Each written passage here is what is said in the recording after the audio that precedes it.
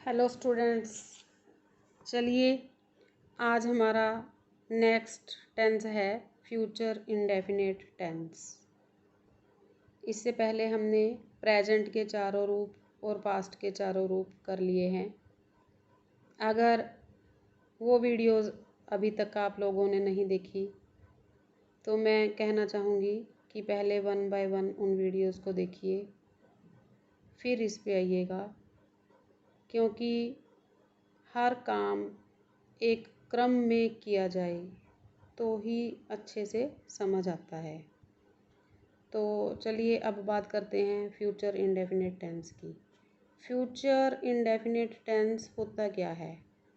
तो स्टूडेंट्स देखिए, जब हम प्रेजेंट में खड़े होके कोई आगे का प्लान करते हैं, कोई योजना बनाते हैं कि हम ये करेंगे वो करेंगे, प्रेजेंट में खड़े होके आने वाले समय के बारे में हम कुछ सोचते हैं तो वो हमारा फ्यूचर है।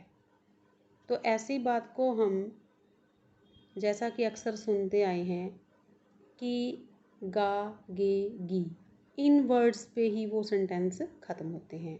जैसे राम जाएगा, जैसे मान लीजिए मैं खड़ी हूँ और मैं सोच रही हूँ कि मैं मार्केट जाऊँ और जाके वेजिटेबल्स ले आऊँ, और मैं ये बात अपने बेटे को बताना चाह रही हूँ, तो मैं उसे कैसे बोलूँगी? थोड़ी देर में मैं जाऊँगी और वेजिटेबल्स लेके आऊँगी। तो इस प्रकार जो हमारी बात है वो गा पे ख़त्म हुई। बात समझने की है, ये गागेगी के चक्कर में ज़्यादा पढ़ने वाली बात नहीं है। बात समझने की है कि प्रेजेंट में जब हम आगे का सोच के कुछ प्लान करते हैं तो वो हमारा फ्यूचर इंडेफिनिट होता है। तो इसके लिए वर्ड्स जैसे राम जाएगा, राम आएगा, हम घूमेंगे, वह खेलेगा, तो इस टाइप के जो सेंटेंसेस होते हैं वो सिंपल फ्यूचर में आ जाते हैं। तो इसके लिए स्टूडेंट्स आमतौर पे बुक्स में तुमने देखा होगा कि विल और शैल का यूज़ होता है। तो यहाँ थोड़ा कन्फ्यूज़न है जो कि कई बच्चों को कंफ्यूज करता है।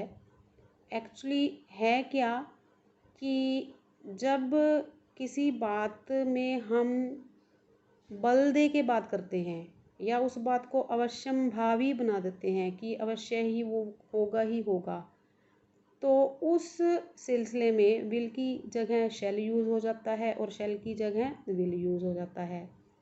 लेकिन इस चीज़ का कैसे पता चले कि जो काम है उसको करने के लिए मन में अवश्य की या श्योरिटी की भावना है या नहीं है? तो ये फंडा फिर ये कन्फ्यूज़न फिर रह जाएगा। तो इसलिए उस कन्फ्यूज़न को दूर करने के लिए आप यही समझिए, यही याद रखिए कि फ्यूचर इंडेफिनिट में एक ही हेल्पिंग वर्ब यूज़ होगी और वो यूज़ होगी विल, ओनली विल। तो चलिए सबसे पहले अफर्मेटिव सेंटेंसेस की बात करते हैं। सबसे पहले इसमें सब्जेक्ट लगेगा, उसके बाद विल, उसके बाद वर्ब की फर्स्ट फॉर्म, फिर उसके बाद ऑब्जेक्ट। एग्जाम्पल से अच्छे से समझ पाओगे। जैसे he will do his work, he will do verb की फर्स्ट फॉर्म, अपना काम करेगा, he will do his work, यहाँ वर्क।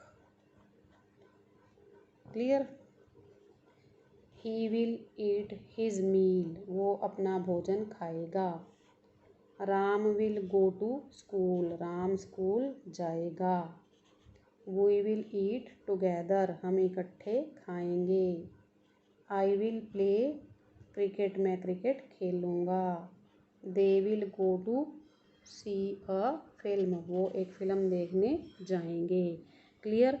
तो यहाँ देखो, चाहे थर्ड पर्सन है, चाहे थर्ड पर्सन के रूप में किसी का नेम है, चाहे फर्स्ट पर्सन का वी है, चाहे आई, चाहे प्लूरल थर्ड पर्सन दे, सबके साथ विल का ही यूज़ हुआ। उसके बाद वर्ब की फर्स्ट फॉर्म, उसके बाद हमारा ऑब्जेक्ट।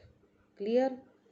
इसके बाद अगर हमारे पास नेगेटिव सेंटेंसेस हैं तो हम विल के साथ नोट ऐड कर देंगे, तो बाकी सिस्टम वही रहेगा, subject plus will plus note plus verb की फर्स्ट फॉर्म प्लस ऑब्जेक्ट। जैसे he will not do his work, वो अपना काम नहीं करेगा, इन्हीं को हम नेगेटिव बना लेते हैं।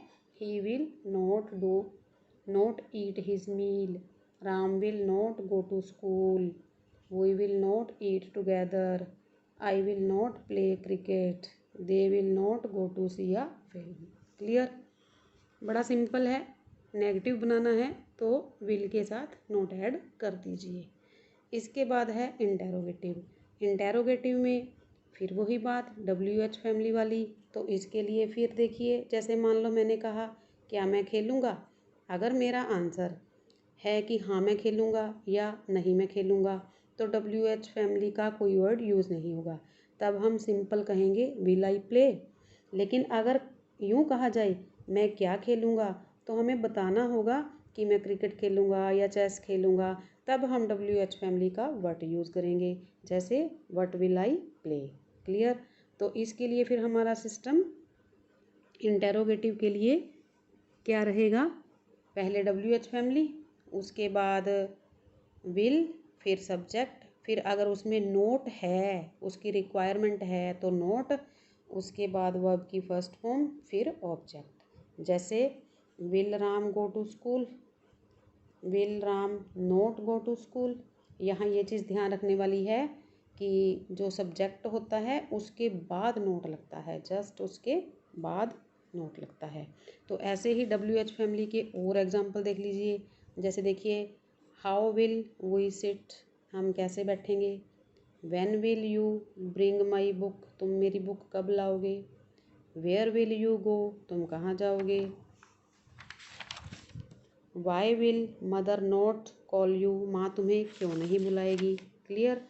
इस प्रकार ये इंटेरोगेटिव सेंटेंसेस बनते हैं। तो चलिए अब हम इसके यूज़ देख लेते हैं कि ये कहाँ यूज़ होता है।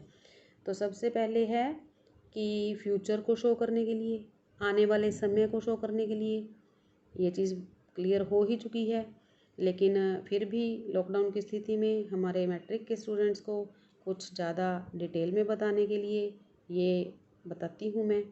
तो he will go to Mumbai next week, तो आने वाले समय की बात है कि वो नेक्स्ट वीक मुंबई जाएगा। इसके बाद देखिए, टू एक्सप्रेस स्पीकर्स अजम्पशंस, जो बोलने वाला है उसका जो मानना है, जैसा वो सोचता है। जैसे देखिए, I think he will not come back, मैं सोचता हूँ कि वो वापस नहीं आएगा। तो हमारे जो एस्टिमेट्स हैं, हमारे जो आइडियाज़ हैं, उनको व्यक्त करने के लिए हम सिंपल फ्यूचर का यूज़ करते हैं। फिर फॉर जनरल ट्रुथ है, जनरल ट्रुथ जैसे हम कहते हैं the earth will always revolve around the sun, धरती हमेशा सूर्य के गिर्द घूमेगी, ये जनरल ट्रुथ है, घूमती है, घूमती रहेगी। तो आगे हैबिचुअल एक्शन, जैसे he will always tell lies, वो हमेशा झूठ बोलता है, ये उसकी आदत है, उसकी हैबिट में है। क्लियर। तो शुरू में जो बात हुई थी विल और शैल की, वैसे तो विल और शैल जो है सेकंड और थर्ड पर्सन के साथ लगता है, और will can be used with first person to express intention और प्रोमिस। ये जो श्योरिटी वाली, आवश्यकता वाली बात थी, वही बात है कि तब हम आई के साथ विल लगा देते हैं, वी के साथ भी विल लगाते हैं, और ही और शी जो थर्ड पर्सन है उनके साथ हम शैल यूज़ कर सकते हैं। जैसे शैल को हम प्रोमिस और प्रोहिबिशन के लिए यूज़ करते हैं, तो जैसे you shall not enter in the kitchen with shoes, shoes के साथ तुम किचन में एंटर नहीं करोगे, ये हमने उस पर बैन लगा दिया, उसको मना कर दिया। तो एक्चुअली ये जो विल और शैल जब मॉडल के रूप में काम करते हैं, मोडाल्स हमारा जो नेक्स्ट टॉपिक होगा जो मैं तुम्हें करवाऊंगी, तब ये चीज़ तुम्हें ज़्यादा क्लियर होगी। फ़िलहाल के लिए इतना ही। Stay at home, be safe, but do study regularly. If you face any problem or any confusion about will or shall, then all my students our metric of my school are requested to call me on my personal chat. I will clear you each and every point. Okay, bye.